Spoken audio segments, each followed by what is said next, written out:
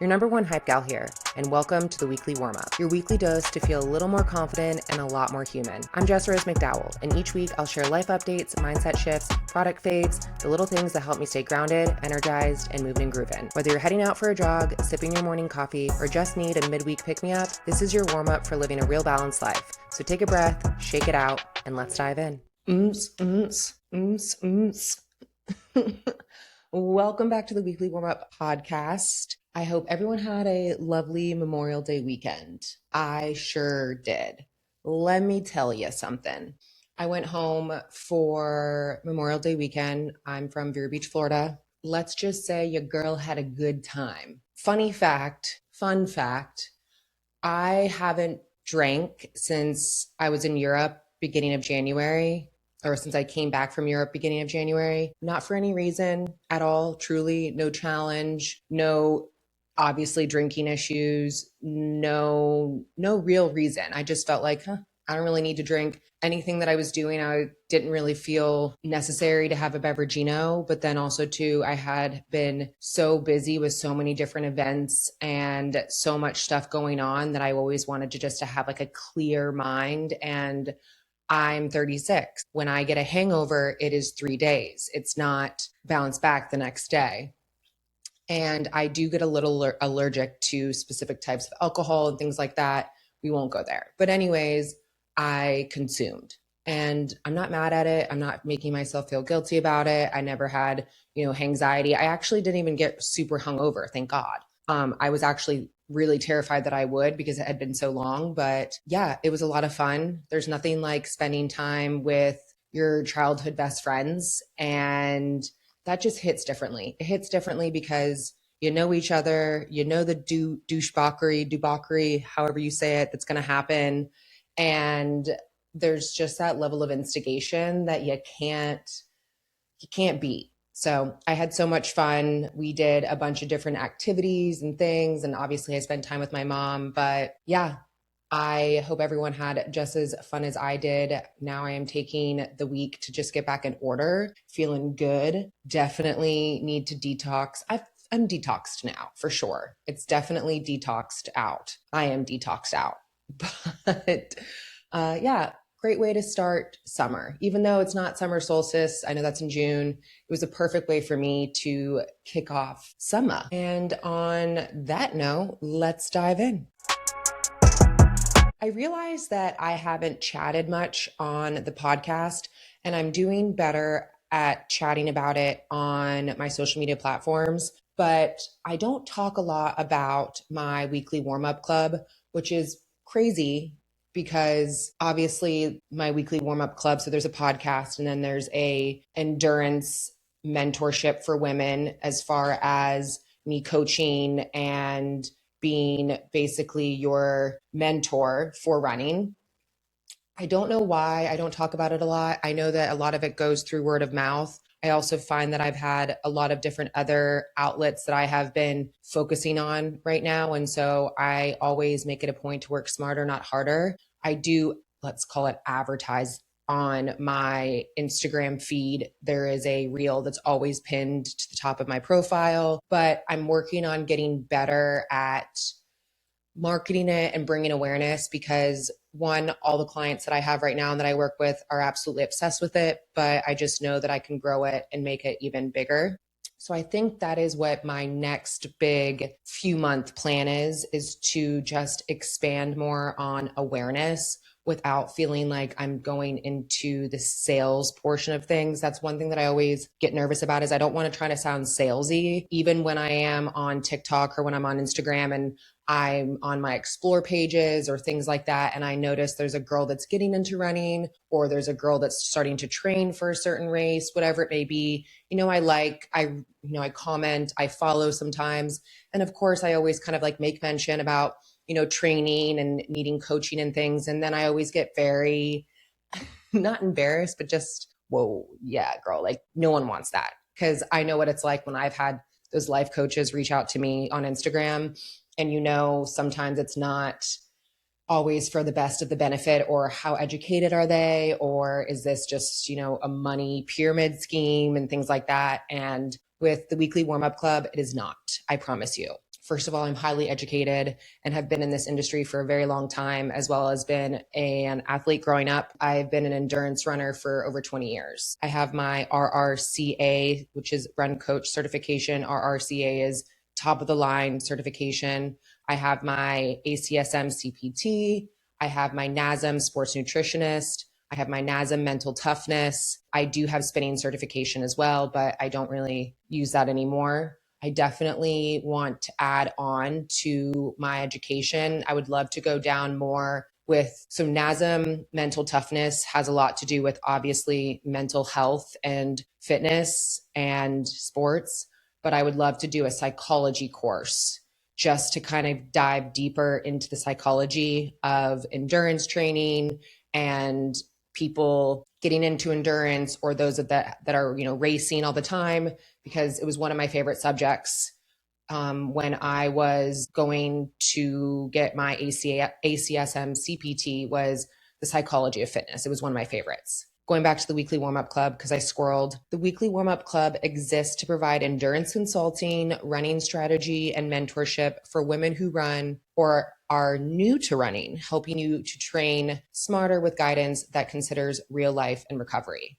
And I just take that with so much pride and seriousness. There is one thing that we are lacking in this world, and that is how women should be properly training for endurance or running, and how a lot of studies, have been tested on men, but then also too, how there is a lot of programming and a lot of training that is out there being facilitated for men and women. And just like anything, women's bodies train differently than men's bodies. And so when there are certain platforms, like, not to be disrespectful, but Runna and Strava and these large apps that obviously have bigger awareness, they can pull you in with training cycles and they can pull you in with becoming a better runner. But at the end of the day, they don't know exactly who you are. You're probably adding in a few data here and there. You're probably adding in what your goals are or what you want at the end of this, but they don't know what you've gone through. They don't know how your body in particular should train. And they're basically giving you very generic, auto-generated running and endurance training cycles, basically. So what is the weekly warm-up club? And that is a personalized mentorship and consulting experience designed to help you feel more confident in your running and training decisions. Absolutely. Running can be intimidating, especially today, because it is very oversaturated, but more and more people want to try it. Run clubs are oversaturated. Being in communities where there's hundreds or thousands of people can be very overwhelming. That is just also not where you're going to be training for any type of race. That's not where you're going to be training to become a better runner. It is more for social, and that is nothing wrong with that. We love that because we're getting people off their couches. We're getting people out of their houses. There's human interaction and also the social aspect with moving your body, and that's healthy. I'm really wanting to focus on the mentorship space and not it being a program. There's no app. There's no online world that I'm sending you to. It's built for women who value ongoing guidance, connection, and training that fits real life. And that's how I say it. With that means we have one-on-one meetings that are Zoom meetings. We're constantly chatting via WhatsApp. I'm looking at your stats and your statistics that you're doing for your runs. I'm also, taking into consideration the other workouts that you're doing during the week. There's a lot more to it. So I find that when it is very personalized like that, it ends up becoming more structured for you, but again, better outcome for that individual versus having something that is a one-stop shop that everyone can go to. And I have thought about things like that, but it would be very specific and different because, again, with endurance training, everyone has to start and finish at a different pace, and the type of training cycle that we're working on. What are we training and how long are we training for? And what is the ending outcome? Or are we just working on maintenance? I've trained so many people for half marathons, not just in Miami, but also in my hometown, Vero Beach. And it is one of the most rewarding gifts to have, to see someone complete for their first time. So as I was saying, this is not rigid or a one-on-one coaching or cookie cutter training plan. So basically, who's it for? Women who run and want more clarity around how they're training, women new to running who want to build smart, sustainable foundation, runners who feel overwhelmed by confident or conflicting advice, runners balancing training with work, stress, travel, and real life. What we focus on: endurance development and long-term sustainability, running structure, pacing, and strategic planning, recovery, energy management, and avoiding burnout, hormonal awareness, and how cycles and life stages can influence training, confidence and decisions around fueling, shoes, gear, and effort. So instead of calling them by the traditional coaching cycles, as in macro cycle and mesocycle, a macro cycle is going to be 3 to 12 months. And it ends with a peak race or performance goal. And it is very structured around progression and recovery. That 3 to 12 months, you are going to be, vigorously training for something that obviously has, an outcome. And then there's the mesocycle, and a mesocycle typically lasts 3 to 6 weeks. It is very quick. It is a super, super focused goal. You have one adaptation that you're looking at that is primary, and you're not focusing on just all the things of speed, threshold, hills, endurance, VO2 max, strength, etc. You are commonly focusing on aerobic base or workouts. You're getting whatever that one primary main goal is completed in the 3 to 6 weeks. And then there's your microcycle, which is literally just 7 days. And this organizes stress and recovery. Usually you implement this into your meso or macro cycle. It can either be, tapering and recovery, or it can be something where you're adding it in to, do a quick buffer for some type of race or something that is coming up. So for instance, you would have 7 days of just recovery intervals, easy tempo, long run, recovery, etc. And like I said about macro cycles, because it is such a longer period, 3 to 12 months, usually what happens is during that macro cycle, it can be broken down into small mesocycles. So multiple mesocycles within weeks. For instance, mesocycle 1 can be weeks 1 through 3, 1 through 5, etc., and breaking it down that way. Typically, that's how you should do it if you have an ultimate goal at the end of that macro cycle, which typically you do, which is some sort of race. So how I've structured my mentorships is basically foundational mentorship, core mentorship, and high touch. Each one of these is going to have WhatsApp access 24/7. I am not picky about that. If there's something where I can't respond right away, or if I'm taking vacation or a day off, I just let my clients know or my club members know. But the WhatsApp access is there because I want to know how you're doing. I want to know when the runs are happening and if you got it on time or if you had to adjust. I'm wanting to know how are you feeling? Are you getting recovery in? Like, this is where all of our conversations are coming in. Should I be adjusting anything as we're coming up to the next cycle of training for your schedule? So it's really the meat of our conversations and the most important. And the foundational mentorship, one scheduled conversation per month. This is where we really break down everything that we kind of talk about in the WhatsApp chat. See if there's ways that we really need to dive into more that we may not be focusing on, or that has changed because life changes. This high level running strategy and guidance is basically there to keep you from obviously plateauing. It's getting you from couch to 5K. It's getting you back and running. It is making sure that you are making progress. You are having specific goals, but you don't have one end goal. It is really just getting you out there, moving and grooving, getting to the point where you're able to consistently run and feel good where you're at, to then adjust to maybe the core mentorship or the high touch mentorship. So the core mentorship, again, like I said, the WhatsApp, 2 scheduled conversations per month, and then ongoing running structure and adjustments. This is more of your maintenance, I would call it.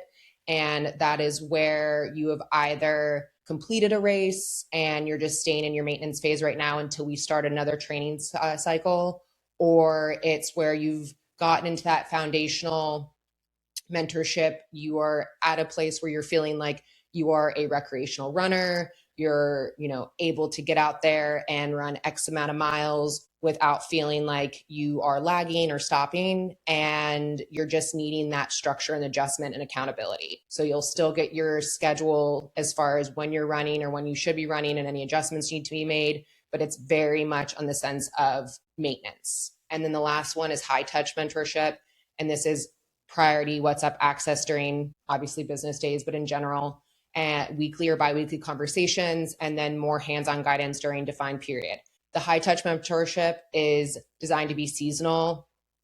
And the reason why is because this is where you are training for something. You are training for a race and you need that hands-on guidance right away. You need a defined period of how long you're going to be training for, what you're training for, your exact cycles of training, like we talked about with the mesocycles and the macro cycles. So your weeks 1 through 3, 4 through 6, whatever it may be. And then those bi-weekly conversations, we really have to stay on top of to make sure that you're achieving the goals that you're set out for, where we're needing to adjust, how your progress is being made on top of everything, obviously, that we talk, during text. And then typically what happens is with the high touch mentorship, it can go into more of a long-term mentorship option afterwards. And that's more of the core mentorship of basically ongoing running structure and any adjustments, the maintenance phase before you're ready to start back up on a high touch mentorship. I really wanted to get this one out first because it is just so important and something that you don't see often. And the fact that you really just get all of me is what I find so important and so unique. You're not talking to AI, you're not talking to robots or whatever. You're not on apps being told what you should be doing and following something on an app. You are literally getting me. I am building out your running schedules. I'm adjusting them as needed. I'm actually using you as your individual person to build out these schedules. Not any club member of mine is going to have the same running schedules, the running cycles for training, because everybody is different. And I think that that's what makes it also so unique. At the end of the day, this is an investment as far as nutrition goes, as far as gear goes, as far as fueling goes, when it comes to racing and running in general. It is a really great option for you to get to where you want to be. It's a lot of fun and I get my gears going doing it. I'm also your biggest hype gal, your cheerleader. I'll run with you if you need me to. Let me tell you something, I stay up on it. And I make sure you're getting it done. And I also understand that life gets in the way, but that we can then adjust and make sure you get it done. If you're interested, check it out. Let me know if you know somebody or send somebody my way. You can't beat it. Now we're going to get into the meaty portion of the pod where we've got our topics. So the first topic is called the habit loop. And I've shared this on Instagram, I think a couple of years ago or more, but I always save things. And the habit loop is by a gentleman named Charles Duhigg, if I'm saying that right.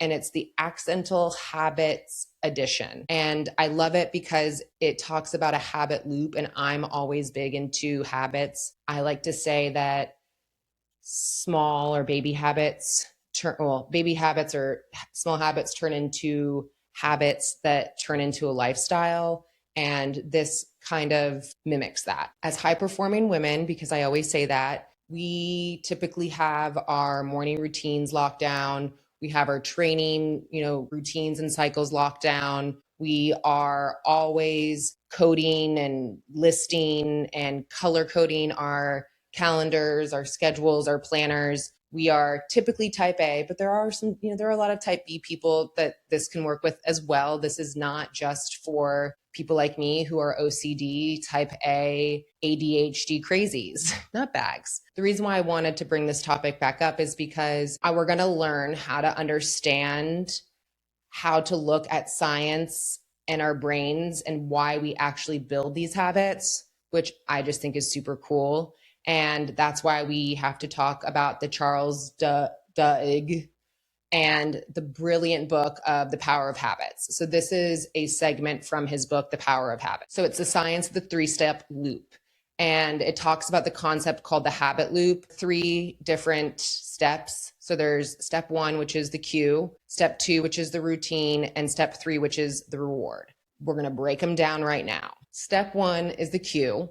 And this is the trigger that tells your brain, hey, go into autopilot mode. Has anyone ever been driving? That typically is when it happens for me. And you're on your way somewhere.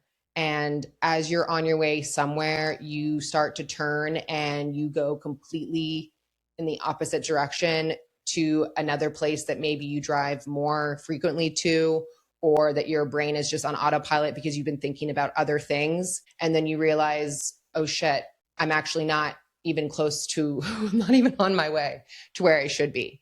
Or you're doing some sort of tasks and you realize as you're doing the task that you've squirreled and you've been on this autopilot journey, but you really haven't been completing the task appropriately. Yes. Well, this is the cue. So this trigger tells you that your brain is on autopilot and to use this specific habit. A cue can be anything, a time of day, an emotional state, a location, or even a visual trigger like seeing your running shoes by the door. I see my running shoes everywhere. So again, step one is the cue.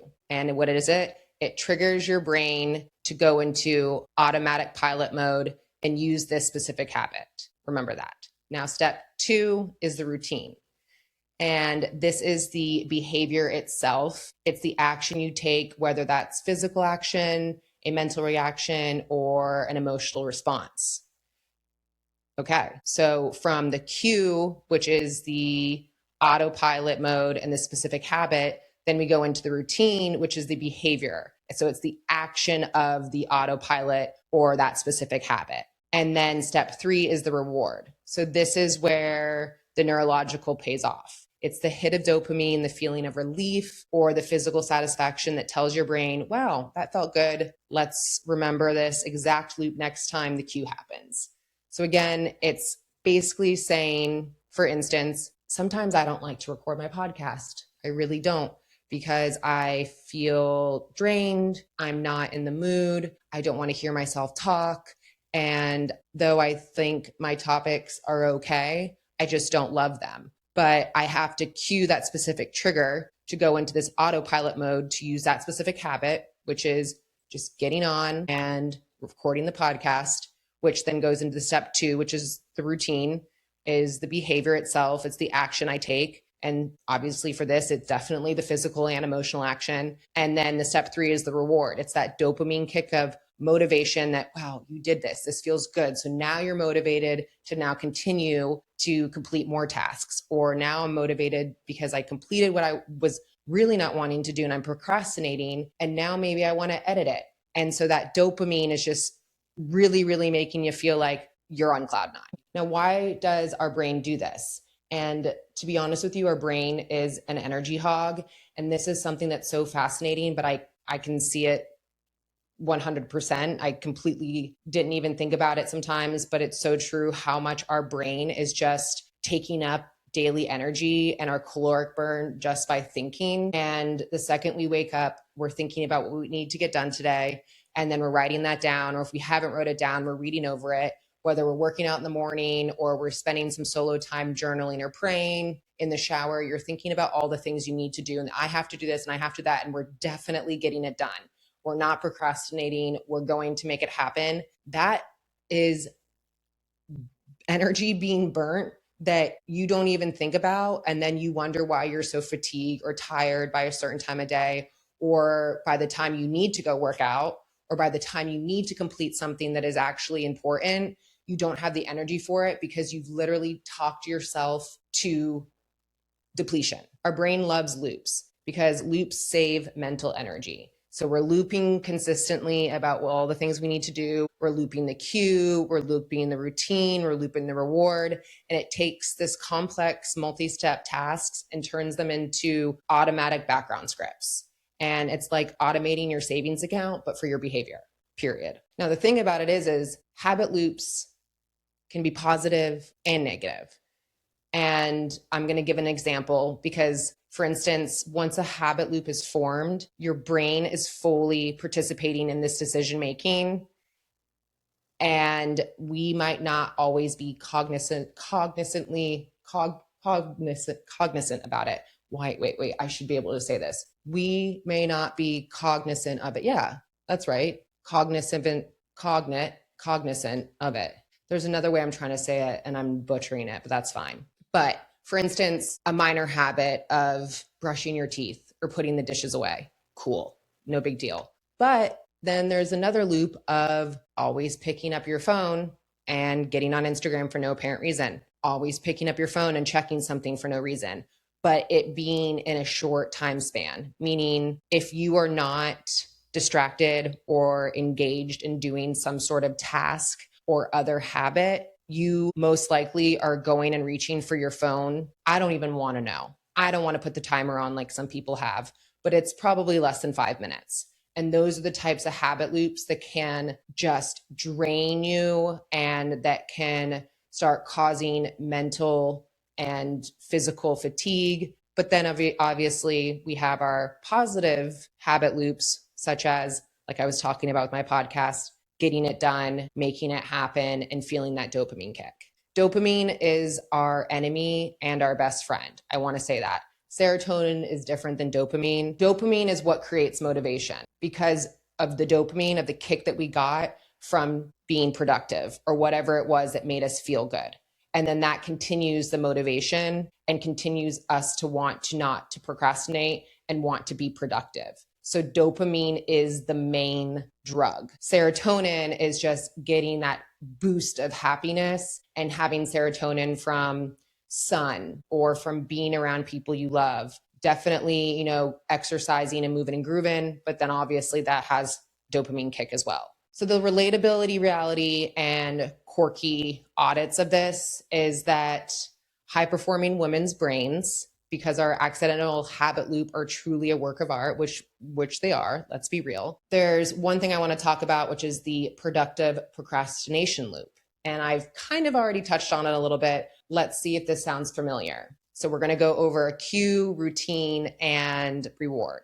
The cue is you open your laptop, you sit down at your desk because it is time to do deep focus work. Maybe you need to write a new training plan, review a business contract, or finish a massive work report. The routine, instead of typing, you look at your desk. Suddenly you realize your desk is dusty. You must wipe it down immediately. Then you notice your highlighters aren't in color order. You organize them, then you think, let me just check the hourly weather forecast for next Saturday's long run. Oh, I feel it so hard right now. I feel that so hard in my bones. You spend 15 minutes analyzing wind speeds. It's so true. It's so true. It's funny though. I really need to finish this part. No. So I was talking about this to my mom because we'll send memes back and forth. And a lot of the memes that we send like on Instagram and all are typically about dog stuff because of Welker, obviously. And a lot of them that my mom sends is about my mom. So she'll get him all like he knows when he's going for a walk or he knows when he's going to the beach. What will happen is she's getting 20% there. She's getting 50% there. She's getting 60% there. But in between those are those 10% where her ass is literally squirreling. So my animal will be so excited, hopping around, she sees him or he sees her. Yeah, he sees her, getting set up, right, for everything. And then all of a sudden, she just starts wiping down the island and cleaning a few things out. And so he kind of gets confused and he's like, the hell's going on? And then all of a sudden she comes back and then she starts, putting a bag together of things that she will bring, especially if it's to the beach, because she has a few things that she likes to bring for the walk. And then he gets all amped up again and he's jumping around. And then all of a sudden from there, it's like, he can't find her and she's upstairs folding laundry. And he is this point having a massive breakdown, panic attack. What are you doing? We are supposed to be going somewhere. What the fuck are you doing? And then she finally gets everything ready. She gets her shoes on. It's go time. That we're just one step away from getting outside that door. And they make it outside the door. And then she decides to go to the garden and starts watering the plants. And by this time, he's just done. He's giving side eye. He's pissed. He is just not having it. He is ready. If he had a mean bone in his body, he would be ready for war.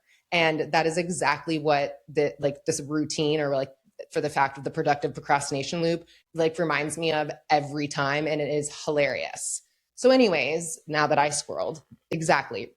I am the definition of this. Now we're in the reward. Your brain gets a temporary hit of control and order. You feel like you've been incredibly productive. Hey, look at the clean desk.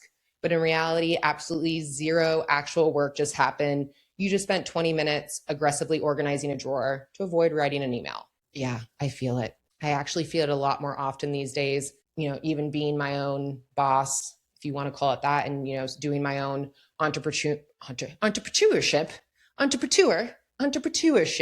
Not that you don't have anyone micromanaging you, because you should never have anyone micromanaging you, though I have had people that were doing that. And I don't know if this goes into ADHD or not. You're trying to make more work for yourself than you actually have. Sometimes I find that I will create work for myself that is not necessary, that would most likely not generate income for me, or that has not gotten me further in anything that I would need to get further in, if that makes sense. There will be times where I'm on Canva creating something that is not necessary, or there are times where I start editing, as in editing a reel or editing content, and I kind of come to and I'm like, what is this for? What post is this for? What purpose is this for? Or is it just the fact of needing my brain to feel like I'm doing something and being productive,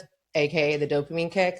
Or am I just really wanting to edit? So I'm sure I'm not alone on this. I think a lot of us go through this, and it's the idea of just really focusing on our tasks and ensuring that we're focused on the cue. We're focused on the routine, and then we're focused on the reward. Now, the reward. Your brain gets a massive flood of easy dopamine after a hard physical effort, but the physical reality, you didn't actually stretch. Your muscles are now completely cold.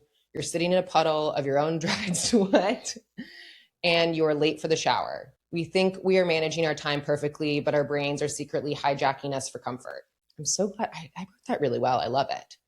And yeah, so that's what I was going back towards, is just how we can take the cue, how we can take the routine, and how we can take the reward and use it towards our benefit, even if truly you had a sticky note somewhere, or you put it on your phone, or whatever it is that would remind you, and just write those 3 words: cue, routine, reward. And just to see how it would impact your productivity and being a high-performing woman, and how much you're actually able to get done, because we are high-performing women, that we should do a little fun task or a fun little challenge together, because we are obviously the weekly warm-up crew and we don't mess around. The habit loop.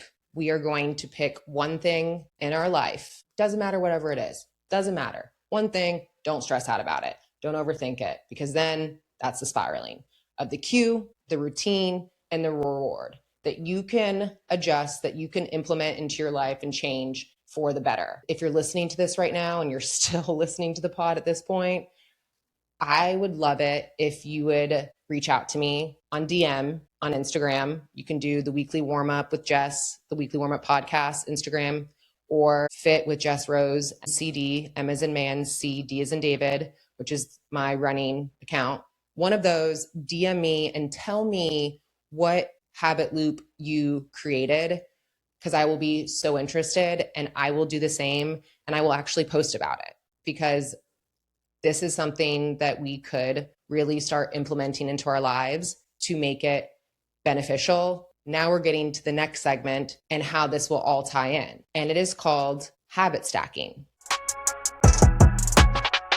Yes, ladies and gentlemen, we are habit stacking. I'm not going to lie. I feel like I'm being very philosophical today. These are true tools that you can use to become a better high-performing woman. Let's just give ourselves a pat on the back for that. Okay, let's get into habit stacking. I've talked about this a lot. I love talking about it. I really should trademark it, but it is habits, and how baby habits turn into habits that turn into a lifestyle. The reason why I say that is because when you are needing to make any types of change in your life, big or small, you can't expect to show up and already have that habit or already have implemented it into your lifestyle. You're almost having to decode and rewire, especially neurologically and in your brain, to make it become a habit. Because again, like I talked about, habits are something that are more ritual, to be truthfully honest with you. I mean, think about it. Habits, picking up your phone, habits, waking up and looking at your schedule for the day, habits, completing all your tasks that you need to get done. In order to start having positive outcome with your habits and making it in a lifestyle, you got to start small. And by starting small, you do the baby habits. And when you call them baby habits, they're cute. So, there's not a lot of pressure, I'm working on my baby habits.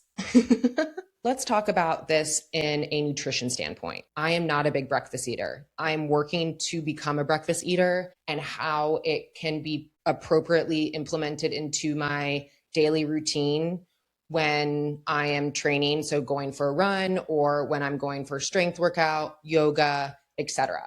Because there are some times where fasted training would be appropriate, or depending on the time of day that I'm doing such movement where the fuel comes into play. Obviously, if it's the morning and we're talking breakfast, that would be between the hours of 6 a.m. to 10 a.m., let's say. But also during that time, you are potentially working out, and how I'm going to properly implement the breakfast in. For me, the baby habit, which is very, very, very ironic, I have a yogurt right now. It is 10:53 in the morning, but I did start this yogurt at 10:09. I don't know, because obviously it takes longer to film a podcast than people think. But I said to myself, yes, I'm going to go for a run in a little bit because I want to film the podcast first, because I want to get that taken care of. Cue routine reward. Hello. But also 20 grams of protein. I will get some energy in, and this will help me be productive with the podcast. Great. That's a baby habit right there. I am just grabbing a yogurt. Now, if I were about to just go for a run, meaning I'm waking up, I'm getting myself ready for a run, no, I'm not going to have a yogurt, because typically you would want more carb, and a yogurt probably wouldn't really sit well with me. You're also not trying to intake a lot of protein pre-run, that's post-run. Here I am squirreling. But for instance, if I were waking up and I'm going for a run, toast, peanut butter, honey, overnight oats, some sort of carb source. I have to be better at that sometimes, because in the morning, I'm not always hungry. Also, the last thing I want to feel is full. And I will fully admit, as an endurance athlete and someone that races and coaches and does all the things, yes, I have an issue with how I feel sometimes. And I think that just comes with being a female athlete and going through the motions of the ocean, which is for another episode. But for me, having this snack right now is perfect, because I'm getting in that baby habit that will then eventually become a habit that will be a lifestyle. So I will wake up right away and I will have everything already ready for me to go, whether that's my banana, peanut butter, toast and honey, whether that's meal prepping with some overnight oats, whether that's meal prepping with some egg bake or having hard-boiled eggs, whatever it may be, having it prepared and ready and making it easy, so that way there's no excuse. So for me, that is habit stacking. And that is something that you want to start doing, is taking it and putting it into a small increment in your life, that then from there becomes something that is a routine for you. So you're noticing that you're going and you're getting it more often. So then now it's becoming a habit and you're not having to really think about it as much anymore. You're just going for it.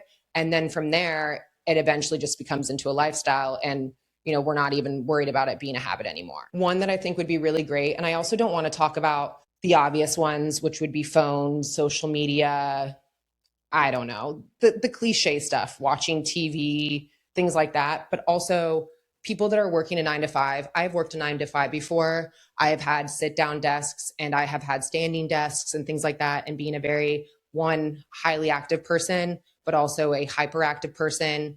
And obviously somebody that knows that when you are sitting for long periods of time, right there, that is not getting your blood moving in your body, which then is not bringing blood oxygen to your brain, which then is just making you feel like you are tired, but also hungry. And so why don't you start making a habit where instead of sitting at your desk and just standing up, that maybe you do 20 jumping jacks, 50 jumping jacks, or you literally take a bathroom walk, but maybe go the longer route or go to a different bathroom if that's possible.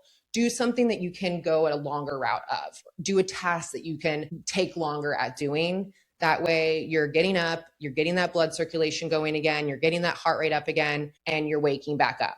And I'm sorry, but allow it to be 15 minutes, maybe even 20. This whole 9 to 5 thing where it's like, if you're not at your desk or at your station or at your podium, now pending obviously if you are physically having to be at like a front desk helping people or something, obviously, but they deserve a break as well. And you should always have backup. But what I'm saying is you should not feel like you can't go and do something for yourself to keep yourself, one, motivated, AKA with the dopamine, and to keep yourself staying just focused and feeling good and awake and alive. To wrap this up, because I feel like this has been the whole entire podcast, we are going to start focusing on the habit loop, which is what? Cue, routine, and reward. And then from there, how we can turn that into what? Habit stacking. Wow. I mean, I'm going to write a book. I'm writing a book. I should really write a book.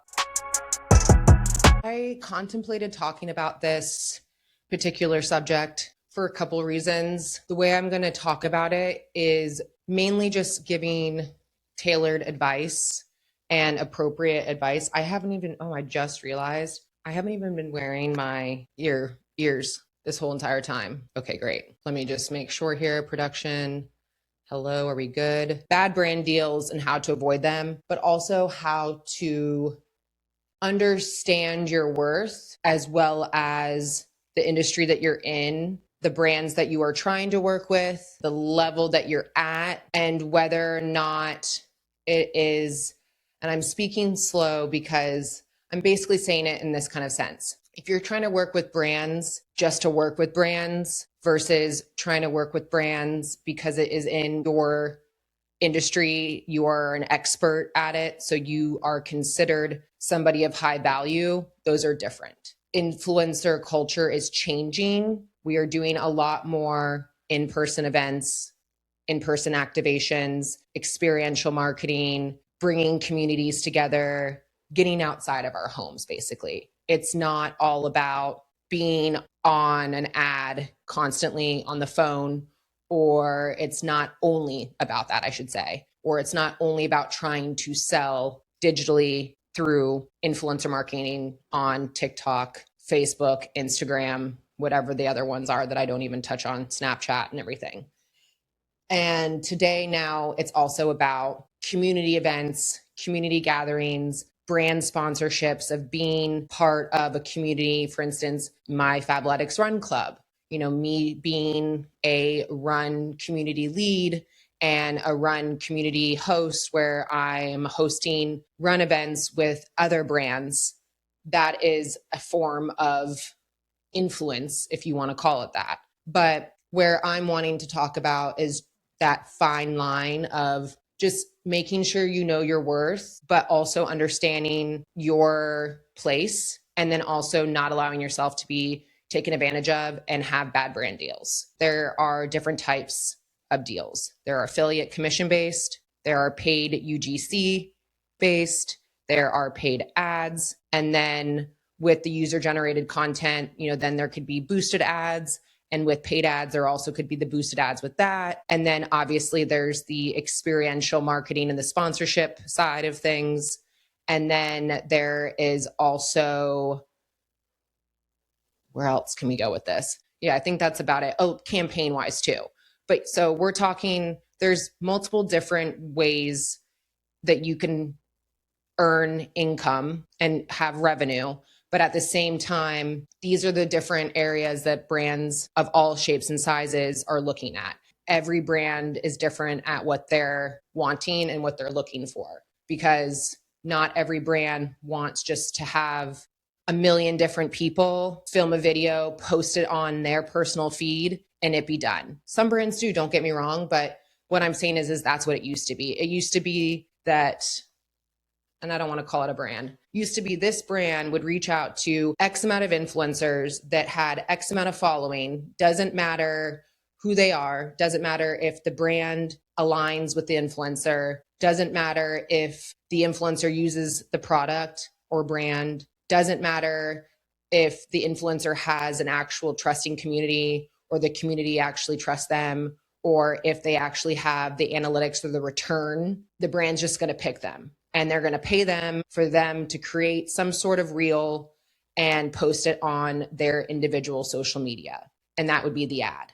That has become outdated because, one, a lot of people that have hundreds of thousands, tens of thousands, millions of followers actually end up having less engagement, but also less return of investment when it comes to doing one-off ads like that. Because yes, it builds a little bit of brand awareness. Yes, it probably generates some sales, but it's not cost effective for a brand to reach out to people that have hundreds of thousands of followers or of status to pay them obviously a larger sum, because they can say, well, I have X amount of followers, which means nothing compared to, well, do you have the education background?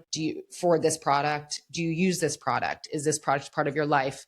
XYZ, but we'll still pay for that one ad. And I guarantee you it does decent, but that's it.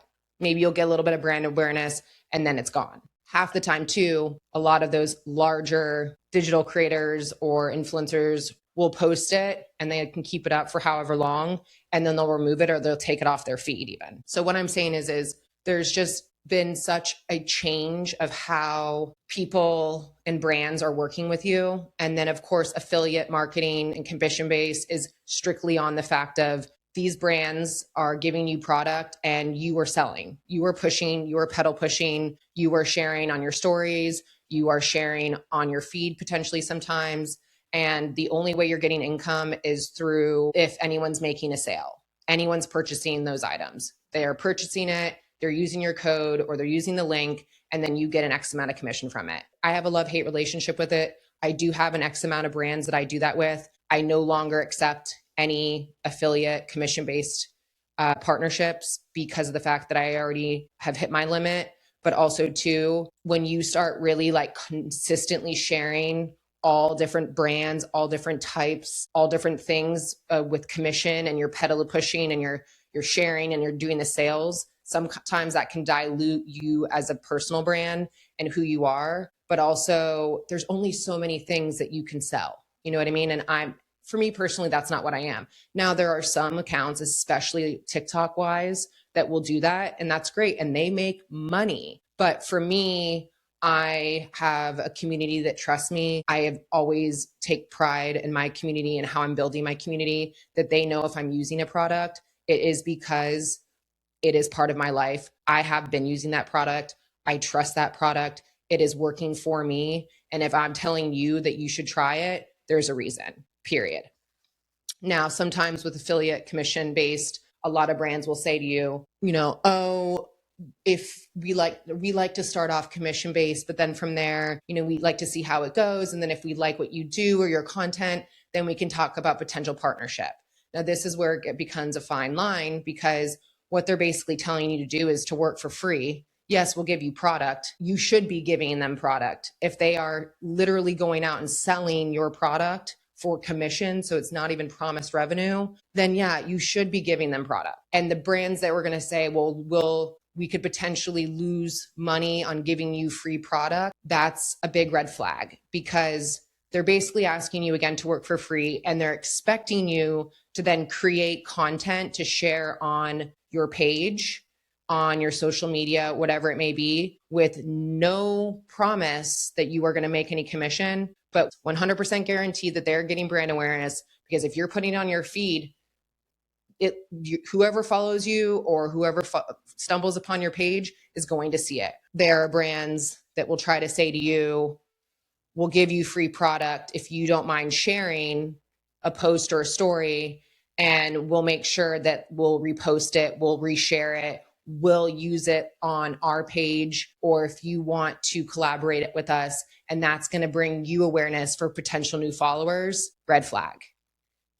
Literally, there is a 1 in 10 chance that you are going to gain any new followers from anything like that. If a brand is reaching out to you saying, we would love to gift you something, no strings attached. If you feel like you'd like to share about it, thank you so much. That's amazing. That is completely up to you. And they can't come back to you and say, we just gave you all that free product. You didn't do anything about it.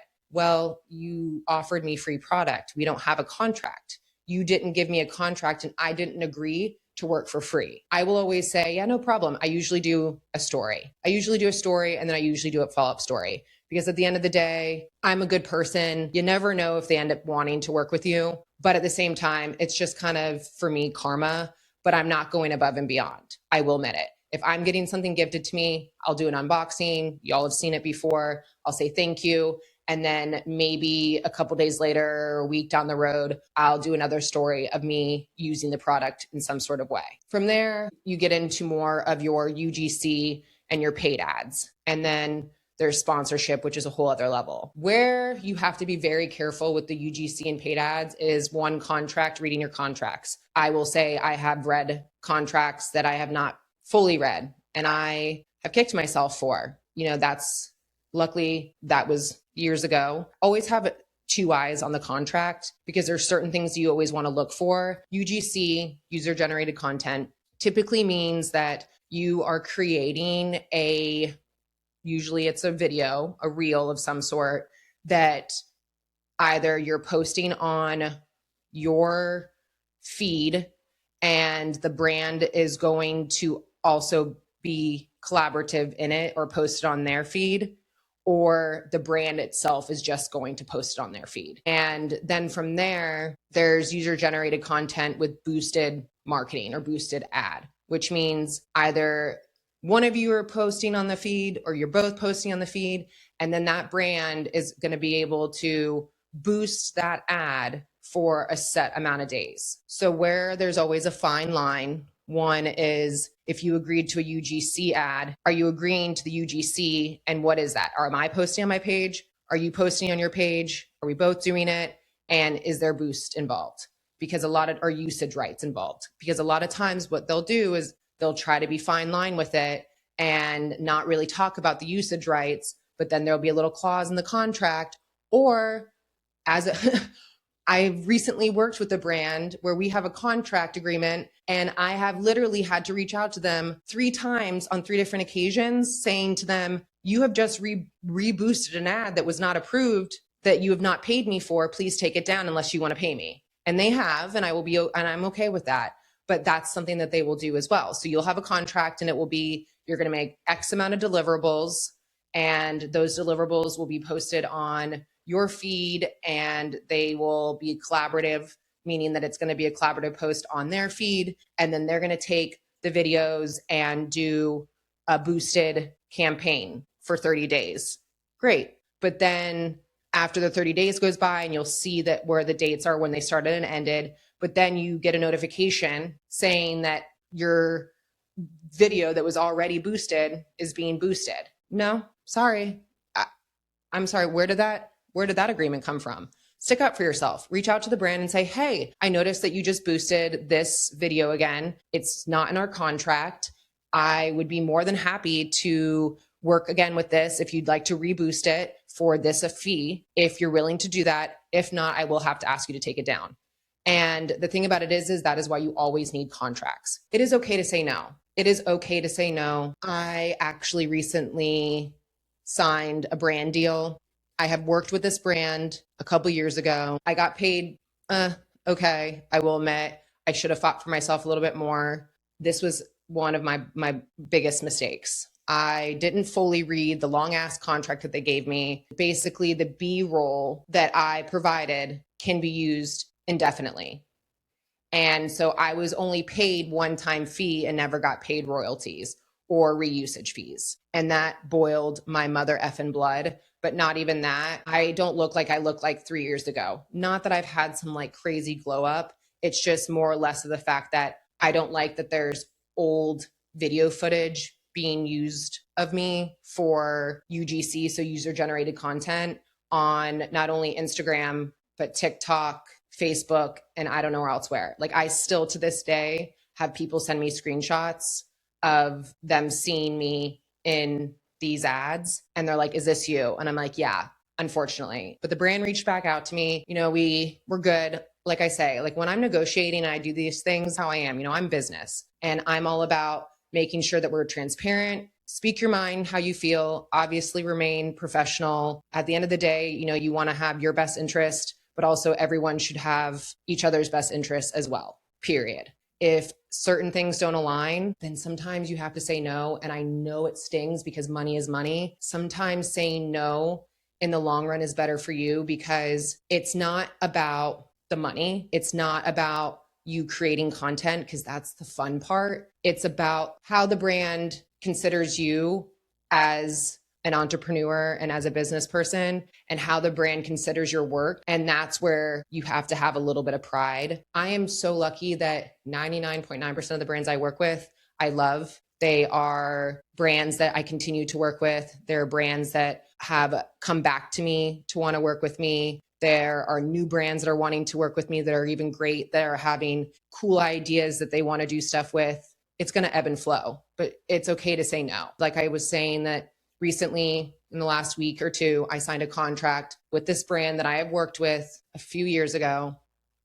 I renegotiated the cost, but something in my gut is just like, is this worth it? Something in my gut still bothers me about part of the contract that I just don't agree with. Yesterday, I was reading the deliverables again, just because next week I'm going to be starting to film for this. I just don't know if I want to do it. I think I might pull back out on the contract. Not sure if it aligns. And if I've had to think about it this many times, I almost have to take the money cut and just say, you know what, unless we can work or rework something, I just I'm not feeling in my gut that this is for me. And there's nothing wrong to say that. Brand deals also can be sponsorship wise and not social media based wise. For instance, I have brand deals that are through my running and endurance. That's what majority of my brand deals are done, is through my endurance. And then there's a portion of it that has deliverables as far as social media goes. Always remember your education, the years that you have been in the industry, the background you have, the skill set that you have, and what you can offer. Never let any business agreement be based on your following. I don't have a large following, let me say that. But also, I'm not marketing myself as an influencer or just a digital creator. If you are doing that, then yes, I understand, because typically if you have less than 10,000 followers, it's going to be tricky. When I am reaching out to brands, or when brands are reaching out to me and we're working contracts and we're working out deliverables and we're working out sponsorships, I lead on who I am, my education, my credentials, what I've done, what I can offer. I definitely will share analytics, because I have fire analytics, which is great. And I will obviously share past work and examples, but I never lead, or I never go down the direction of following.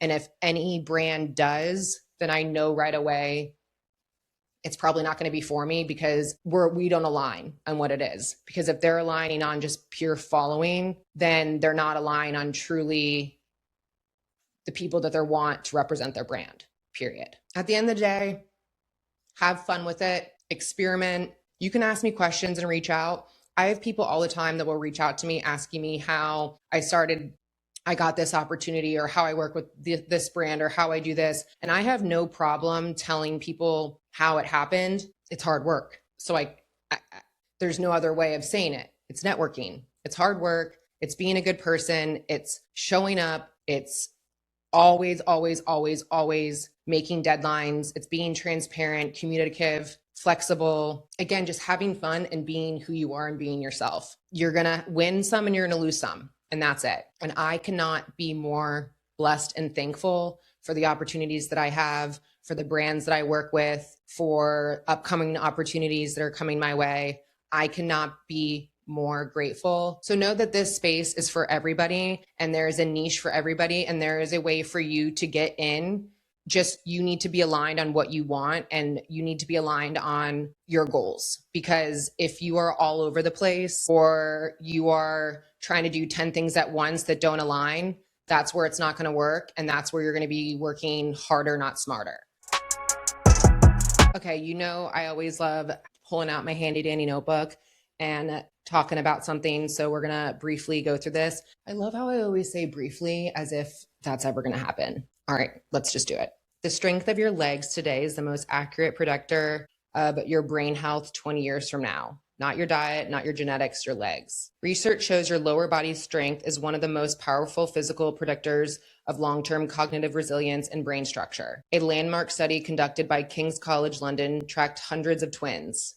They discovered that greater leg power at baseline directly predicted better cognitive performance and significantly less brain atrophy, which is wasting. Atrophy is losing, let's say, muscle mass. A decade later, strikingly, even between genetically identical twins, the sibling with stronger legs maintain superior mental sharpness and a larger brain volume over time. This proves that lower body fitness influences the brain independently of genetics or early life environment. Your legs house the largest muscle groups in your body, such as the quadriceps and glutes.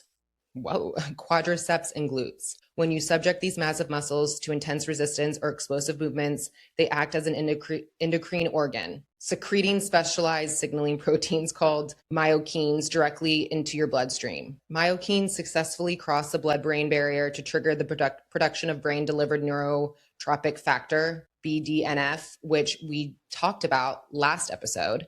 BDNF acts like a biological fertilizer that supports neuroplasticity, assists in survival of existing neurons, and stimulates the growth of new brain cells. As the human body ages, the brain naturally loses volume, particularly in the hippocampus, which we've talked about before. It's a part of the brain, the front of the brain, the region critically responsible for learning. Also, because lower body movement requires immense energy, training your legs forces your cardiovascular system to optimize its delivery network. Building a highly conditioned lower body permanently improves systematic vascular health, ensuring that your brain receives a robust, uninterrupted supply of blood, oxygen, and vital nutrients decades into the future. This enhanced circulation simultaneously helps clear out metabolic waste and mitigates chronic low-grade inflammation, both of which are primary drives of dementia and Alzheimer's disease. That's pretty cool. I'm here for that. So, moral of the story, work out your legs. I'm not mad about that. That's really cool though. This was a solid episode. I'm not going to lie. I hope you all enjoyed it. It did not disappoint. I came to play today, and let me just say, if this were running, I PR'd, and that's that.